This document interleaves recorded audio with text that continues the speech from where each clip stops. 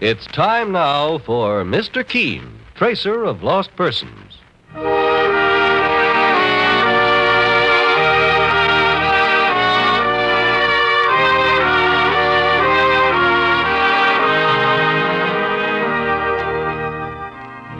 Ladies and gentlemen, Anison and Colonos present Mr. Keen, tracer of lost persons, one of the most famous characters of American fiction in one of radio's most thrilling dramas. Tonight and every Thursday at this same time, the famous old investigator takes from his file and brings to us one of his most celebrated missing persons cases. Tonight's case is entitled The Case of Murder and the Bloodstained Necklace.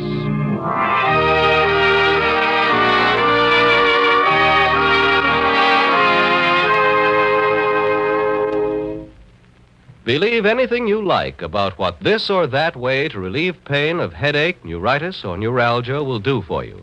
But there's one important fact you can't get away from. That is, thousands of users of Anison tablets have been introduced to this remarkable product through their own physicians or dentists. Anison is like a doctor's prescription. That is, it contains not just one, but a combination of medically proven active ingredients. Next time you suffer from headache, neuritis, or neuralgia pain, try Anison. For most effective relief, use only as directed. I'll repeat the name, Anison. A-N-A-C-I-N.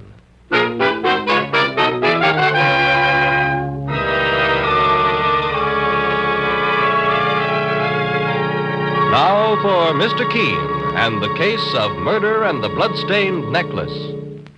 Our scene opens in a corridor of a metropolitan hotel. A man with a briefcase in his hand has been knocking impatiently at one of the room doors. As a bellboy approaches with a pitcher of ice water and some glasses...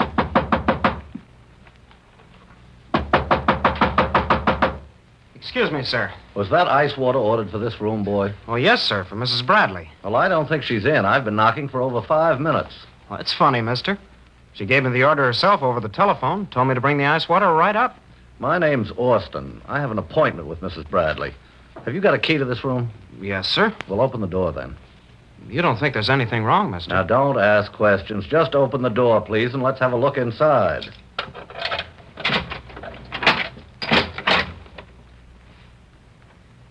There's nobody here, Mr. Austin. Mrs. Bradley must have gone out right after I talked to her on the phone. Put that tray down and get hold of the police, quickly. Why? What's the matter, Mr. Austin? Look, behind that screen. Holy smoke.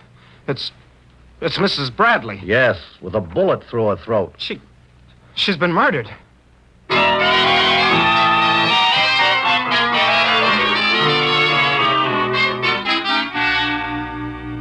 And now, later, we find a friend of the murdered woman, a Mrs. Thornton, at the office of the great investigator, Mr. Keen, asking for his help. And she's saying... And that's how they found her, Mr. Keen, lying on the floor of her hotel room. My friend Grace Bradley had been murdered in cold blood. I read the details in the newspapers this morning, Mrs. Thornton. My partner, Mike Clancy here, thought the case most unusual. It's a puzzler, all right, boss. That string of pearls they found in the victim's hand, for instance, that hasn't been explained yet. Yes, I was just going to ask Mrs. Thornton about that myself, Mike. Tell me, what theory did the police have for the string of pearls your friend Mrs. Bradley was clutching in her fingers? They had no explanation for it, Mr. Keen. And they were even more puzzled when they heard Mr. Austin's story.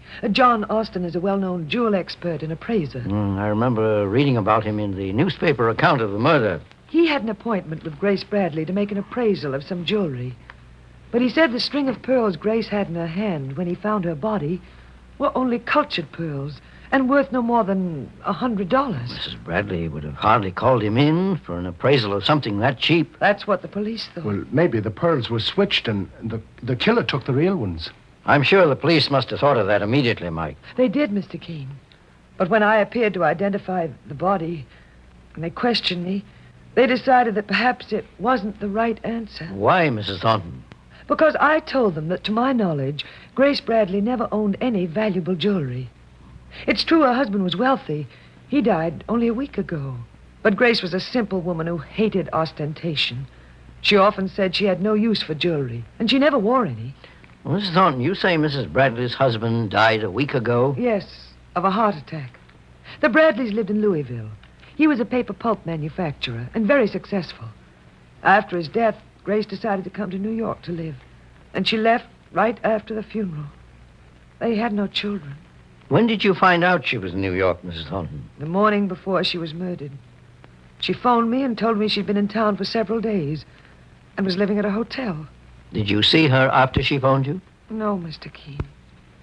When I arrived at her hotel room that afternoon, I found the police there and discovered that she'd been murdered. I see. Mr. Keen, I knew Grace Bradley for many years in Louisville before I married and moved to New York. A finer and more generous woman never lived. When times were hard for me, before my marriage, Grace came to my aid. She did everything she could for me. And if I could pay her back in some way, even in death, I'll do everything I can. I can see you were very attached to her, Mrs. Thornton.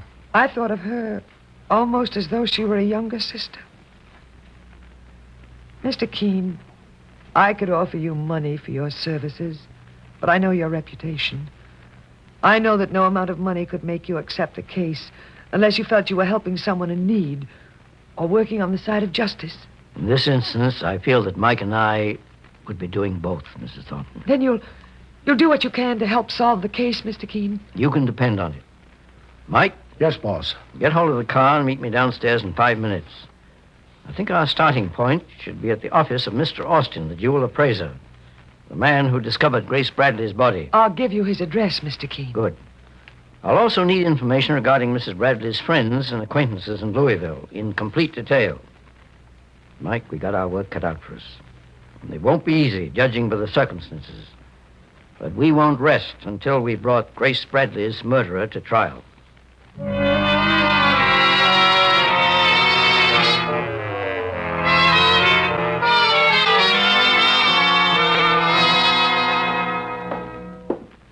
here's the office, Mr. Keen. John Austin, jewel importer and appraiser. Now, let's go in, Mike. The ruby is genuine, Mr. Albright, but the ring isn't as expensive as you judged. No? I'd say it was worth no more than $500. Oh. Oh, excuse me for a moment, please. Yes, of course. Yes, gentlemen, what can I do for you? Are you Mr. Austin? At your service. My name is Keen. This is my partner, Mike Clancy. Mr. Keen, the great investigator? I'm very glad to know you, sir. And you, Mr. Clancy. Likewise, Mr. Austin. Perhaps you can guess why we're here, Mr. Austin. I presume it's in regard to the murder of Mrs. Bradley. Yes, I thought perhaps you might be able to supply us with some information, since you were the one who found her body. I only wish I could help you, Mr. Keen. But I've told the police everything I know. I was called on the telephone by Mrs. Bradley and asked to come up to a hotel suite to appraise some jewelry. Did she specify what the jewelry was? No, she didn't. As you undoubtedly know, a string of cultured pearls was found clutched in her hand. But it doesn't seem possible that she'd called me up to appraise them, Mr. Keen. They weren't very valuable, I take it. For cultured pearls, they were good, but they weren't worth more than $100. Would you say it was possible that Mrs. Bradley thought her pearls were real pearls? I wouldn't know, Mr. Keen.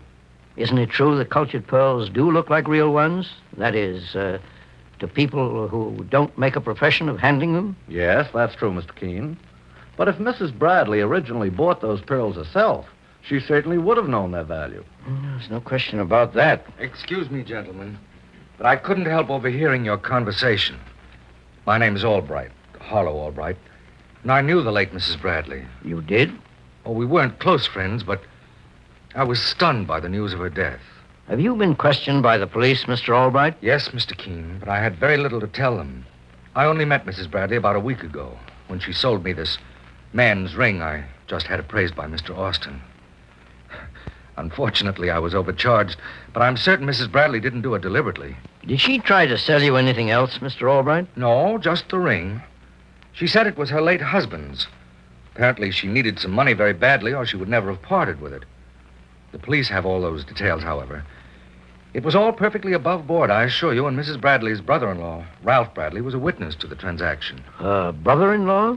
I never read anything about him being in the case, Mr. Keen. Neither did I, Mike.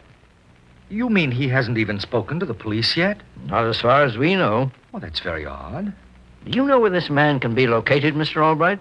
Oh, I believe he was living in the same hotel with his sister-in-law, Mrs. Bradley. But that guest list has been checked 4 times by the boys downtown, boss. Sure, if they'd have found another Bradley, they'd have talked to him, sure. There's no question about it, Mike. It's a mystery to me why he didn't appear of his own free will after the murder, Mr. Keen.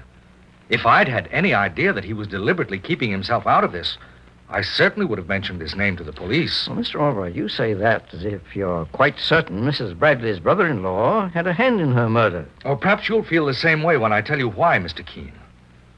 I don't know whether or not he was registered in the hotel under an assumed name, or whether the room was someone else's. But when I first met Grace Bradley's brother-in-law, Ralph, he was apparently occupying the hotel room next to the one in which she was murdered.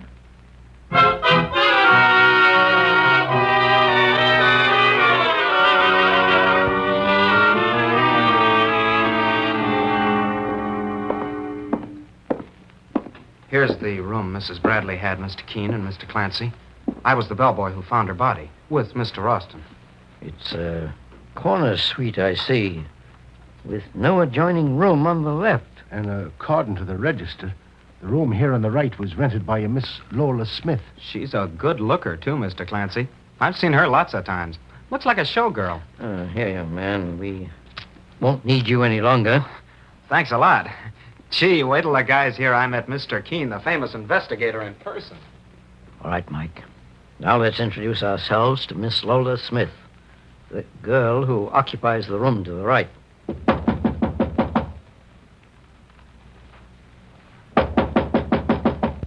Who's there? Miss Smith certainly got a deep voice, boss. Well, I'm looking for Miss Lola Smith. who wants her? Tell her... Let me talk to him, Ralph. I told you to keep quiet and stay inside. You're acting like a fool. I have nothing to hide. Who are you two? What do you want here? My name is Keen. This is Mike Clancy. Keen? The investigator? Lowell, I knew you'd drag the cops into this sooner or later. Okay, do as you like. I'll have no part of Oh, it. just a second, mister. Not so fast. Take your hand off me. Are you Ralph Bradley by any chance? No. Ralph, for heaven's sake. Shut up, Lola. Now, just a moment. Okay, you ask for it. Saints preserve us. He's armed to the teeth. Look at the size of the gun he's toting around, Mr. Keen. Big enough to blow your head off. You stand in my way. Ralph, don't you see you're only making things worse for yourself? If it weren't for you, Lola, I wouldn't be in this fix. But you can shift for yourself now. I'm playing this my own way. And if anyone tries to follow me, I'll shoot to kill. Quick, Mike. The phone. Give me the front desk. This is an emergency. Desk, there's a man on his way down carrying a gun.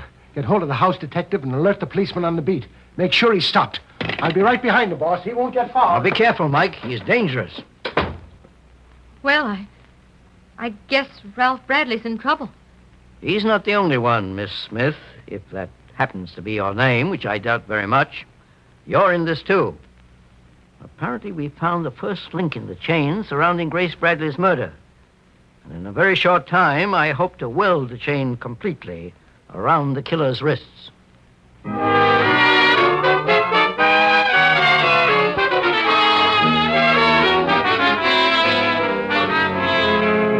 In just a moment, we'll return to Mr. Keen and the case of murder and the bloodstained necklace. Meanwhile, beware of unpleasing breath that breathes between teeth. Get Colonos toothpaste with amazing dental floss action for a clean mouth and a pleasing breath. Most unpleasing breath breathes between the teeth, in the deep recesses where food particles can collect and decay. These are the places that must be reached to have a really clean mouth, a pleasant breath. Your dentist knows this to be true. Now, Colonos toothpaste gives you dental floss action. That is, sends thousands of active cleansing bubbles to penetrate hard-to-reach dental areas. Helps dislodge bits of food that can cause unpleasing breath and tooth decay. What's more, Colonos has high polishing action, brightens dingy teeth by removing ordinary yellow surface stains. Colonos is gentle, safe for even children's teeth and tender gums. Enjoy its cool, clean, minty flavor, most refreshing toothpaste ever. Test Colonos in your own way. Keeps your teeth bright, your breath right. Colonos toothpaste is dentist approved, dentist recommended. Get the Colonos with dental floss action today. Save 31 cents on the giant economy sides. Now back to Mr. Keen and the case of murder and the bloodstained necklace. Mr. Keen, the famous investigator, and his partner, Mike Clancy, are investigating the strange circumstances surrounding the murder of Grace Bradley, an attractive widow whose wealthy husband had recently died. In the hotel where Mrs. Bradley's body was found, With a string of inexpensive cultured pearls clutched in her lifeless hand, Mr. Keen has been questioning Ralph Bradley, the murdered woman's brother-in-law, who has just attempted to make his escape from the hotel room occupied by a girl named Lola Smith. Now, a few minutes later... Inside, Bradley, and behave yourself. Well, he never even got as far as the hotel lobby, Mr. Keen. I cornered him on the third floor as he was trying to open a fire escape window in the back. I see you put a pair of handcuffs on him, Mike. And he asked for him, boss, when he tried to get away. I'm not a criminal. I haven't done anything. Why don't you leave me alone? Bradley, your actions certainly place you in a suspicious light. Why did you try to get away, Ralph? Don't you see? Never mind the lectures, Lola. You're in this as deeply as I am, and don't forget it. I suggest you both tell the entire truth. Well, there's nothing to say, Mr. Keen. I met Ralph Bradley a week ago when he came to New York. And what about his sister-in-law, Grace Bradley? Did you meet her, too?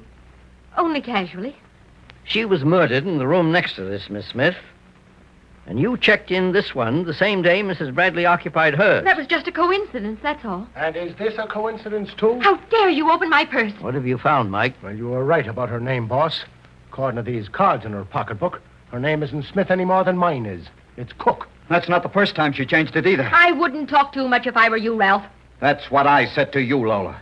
But since you've decided to leave me holding the bag, I'm going in for a little self-protection of my own. And what have you got to say, Bradley? I advise you to be honest. If I detect any trickery in your story, I'll have my partner, Mike Clancy, escort you to headquarters at once. All right. I followed my sister-in-law, Grace Bradley, to New York after my brother died. Why? Because I thought she cheated me out of my rightful share in his estate. Had his will been read yet? No. For all I know, she destroyed my brother's will and claimed his money and property as his closest survivor. What did you expect to gain by following her here? Information, maybe. I met Lola here and introduced her to Grace. I thought Lola might be able to get her to talk. But there was nothing criminal in what I did. We'll decide that later, Lola Smith. Bradley, were you present when your sister-in-law, Grace Bradley, sold a small ruby ring to a man named Harlow Albright? Yes. I was there, Mr. Keen. The ring was my brother's. And you still believed your sister-in-law came into a fortune when she had to sell something like that to get a little money? It was a trick. She only did it to put me off the track. She wanted to make me think my brother died broke. I doubt if it was a trick. But we'll settle the question of your brother's estate in a very few minutes. Do you happen to know the name of his attorney? Barton and Nesbitt in Louisville. Mike, put through a phone call to that law firm and inquire about the will of Grace Bradley's husband. Okay, boss. In any case, Mr. Keen, you've got nothing on me. Ralph's story proves that. On the contrary. It might make you an accessory to a murder, Lola. What? If Grace Bradley's husband did leave a large estate, her brother-in-law would probably inherit it after her death. And you were working with him in one way or another. But that's ridiculous. Do you think I'd do anything as obvious as outright murder, Mr. Keen? It's been done before, Bradley. Let go of me. What are you up to, young man? Nothing. Let go, I tell you. Why, it's Harlow Albright. Inside, young fellow. Mr. Keen may be interested in talking to you. Mr. Keen, I found this bellboy with his eye to the keyhole as I came up to the door. I just wanted to see what was going on, that's all. The little spy. I caught him doing that once before. Don't you talk, girlie. You're in enough hot water yourself. Well, slap your face. Stay where you are, Lola. He's just trying to get back at me. He's been flirting with me for a week, and I haven't even looked at him. Mr. Keen, I see you put a pair of handcuffs on Ralph Bradley. Tell him I had nothing to do with Grace's murder, Mr. Albright. You know I'm innocent. On the contrary, Bradley. Grace told me once that she was afraid of you. It's something I forgot to mention to Mr. Keen. That's why I'm here. Did she say why she feared her brother-in-law, Mr. Albright? He followed her here from Louisville. As I understand it, they never got along. Incidentally, just how did you come to know Grace Bradley? Why, we met here in the hotel. I have a suite of rooms upstairs. I recognized her as a woman of breeding almost immediately. A woman who was used to the finer things of life. I see. Well, when did you see her last, Mr. Albright? 3 days before she was murdered. That was when I bought her ring. According to her husband's will, he died almost penniless. I offered to lend her money, but she refused. Instead, she asked me to buy a few trinkets from her. You're sure that was all the jewelry she had? As far as I know, Mr. Keen, she'd gotten a few pieces of costume jewelry from her brother-in-law, Ralph Bradley, here. But they had little value. I suppose he's told you that he sells costume jewelry. I know. He didn't tell me, Mr. Albright. Bradley, were there any cultured pearls in your stock of costume jewelry? You're trying to trap me, all of you. But I'm through answering questions, understand? I'm through. Boss. Just a second, Mike. I'll be right with you. Mr. Albright, will you see these people remain where they are? It'll be a pleasure, Mr. Keen. Mike, keep your voice down. Did you phone the law firm in Louisville? Yes, Mr. Keen. And the will of Grace Bradley's husband was read the day she was murdered, according to the lawyers. They wired her that her husband had died in debt. He even lost his money because of bad investments. It's beginning to add up now, Mike. Come in here with me. Bradley, I'm placing you under arrest. You can't hold me, Keen. The whole thing's a frame-up. We'll let the police decide that. What about me, Mr. Keen? Honest, I didn't do anything. Maybe I was snooping a little, but I'll lose my job as a bellhop. Young man, I think you've learned a lesson on eavesdropping you won't forget too soon. You can leave and tell the house detective to get hold of a squad car for Bradley and his accomplice, Lola Smith. Anything you say, Mr. Keen. Well, then, I'm under arrest, too? I'm afraid you'll have to be detained, Miss Smith, along with Ralph Bradley. Oh, Mr. Albright, would you accompany us to police headquarters, please? Not as a suspect, of course, but merely to give the police additional information. I'm glad to be of help in any way, Mr. Keen. Then I suggest we get started. Okay, Bradley. You and the lady walk out ahead of us. And don't try to make another run for it, unless you think you can travel faster than a bullet. Mike, 1 second. I just want to make sure they're all out of earshot. I've got some instructions for you. What is it, Mr. Keen? The case isn't finished yet, but will be shortly. I think we'll all be due for a little surprise.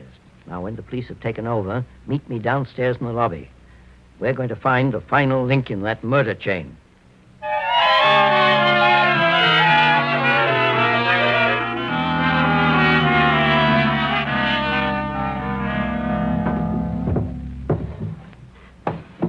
Have you tried that bureau yet, Mike? Yes, Mr. Keen, I went all through it. We've practically gone through the entire suite. There couldn't be any secret drawers, not in a hotel room. And certainly the killer wouldn't carry what we're looking for around with him. Well, let's go back to the living room. Oh, we've gone through everything in the place, Mr. Keen. Looks as though this time we're stymied. Mike. He's coming back, boss. He's opening the door. Yes, I was expecting him. Come in, Mr. Albright. You should have told me you planned to visit my hotel suite, Mr. Keen. I would have supplied you with a key. The desk clerk obliges us, Mr. Albright. I've spoken to the police. They're holding Ralph Bradley and his lady friend on suspicion of murder. They won't be held for long. Oh, no? You see, I believe that both innocent. Well, then, why did you have them sent to police headquarters? I wanted to search your suite undisturbed. And it was a convenient way to get you out of here. Did you find what you were after? Yes. That's very interesting. Mike, cut the covers off that sofa in the corner and go through the ticking. The sofa, boss? Yes, and thank you for your help, Mr. Albright. What do you mean? When I said I'd found your loot, you couldn't help glancing at your hiding place. I don't think we have to search any further. Search the inside of the sofa carefully, Mike. Leave it to me, boss. I must say you put up a very good front, Albright. Was this suite furnished by some of your past victims? Mr. Keen, look at this. Bring it over, Mike. It's a string of pearls, boss. And look at the size of them. And they're genuine, too. Worth a king's ransom. They belong to Mrs. Bradley, and Albright murdered her to get them. Are you quite certain of that, Keen? You first aroused my suspicions, Albright, at the jewel appraisers. I imagine you went there to find just how much Mr. Austin knew about these missing pearls. This conversation's beginning to bore me. But you made a mistake when you mentioned knowing Mrs. Bradley was penniless. She didn't learn the contents of her husband's will until the day she was murdered. And you couldn't have known about it unless you saw her at that time and not several days before, as you contended. She knew she was a pauper even before the will was read. She sold me that ring to get some money, didn't she? Yes. And you bought it as part of your plan. You learned she owned a string of fabulous pearls. You never had money enough to buy these pearls, so you decided to steal them. You asked to see them once more before Mr. Austin, the appraiser, came, then tried to switch them with a string of inexpensive cultured pearls. But Grace Bradley caught you, and you shot her. So you put the cultured pearls in her hand, hoping it would implicate her brother-in-law. There's one thing you still haven't proven yet, Keen. How do you know these pearls were Grace Bradley's? I may be able to prove that even faster than you think. There. What are you doing? Breaking the string that holds the pearls together. Mike, take a look at this. Why, there's dried blood on parts of that string, boss. Yes. Mrs. Bradley was wearing the pearls when she was shot in the throat. Harlow Albright wiped off the obvious bloodstains from the pearls, but he neglected the bit of string between each pearl. Is that proof enough, Albright? I'll kill you. No, you won't, mister. Not unless you want a taste of what your victim got. Keen, listen to me.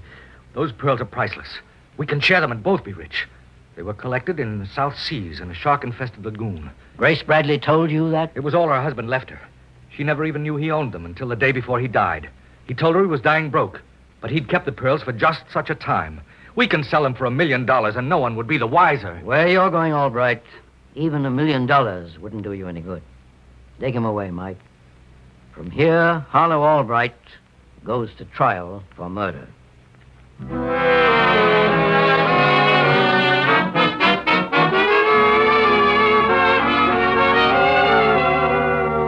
And so Mr. Keen finds the solution to the case of murder and the bloodstained necklace.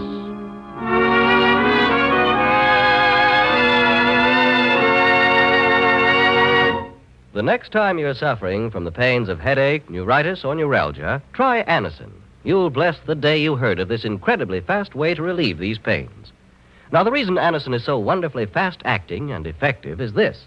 Anacin is like a doctor's prescription. That is, Anacin contains not just one, but a combination of medically proven active ingredients in easy-to-take tablet form. Thousands of people have received envelopes containing Anacin tablets from their own dentist or physician, and in this way have discovered the incredibly fast relief Anacin brings from pain of headache, neuritis, or neuralgia. So next time such pains strike, take Anacin. For most effective relief, use only as directed. Your druggist has Anacin in handy boxes of 12 and 30 and economical family-size bottles of 50 and 100. The name is Anacin, A-N-A-C-I-N.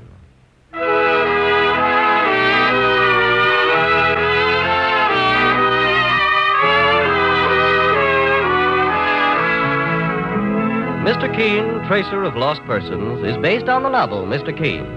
The radio sequel is originated and produced by Frank and Ann Hummert. Dialogue by Lawrence Clee. Bennett Kilpack plays Mr. Keen. It is on the air every Thursday at this time. Don't miss Mr. Keen next Thursday when the kindly old tracer turns to the Yellow Talon murder case.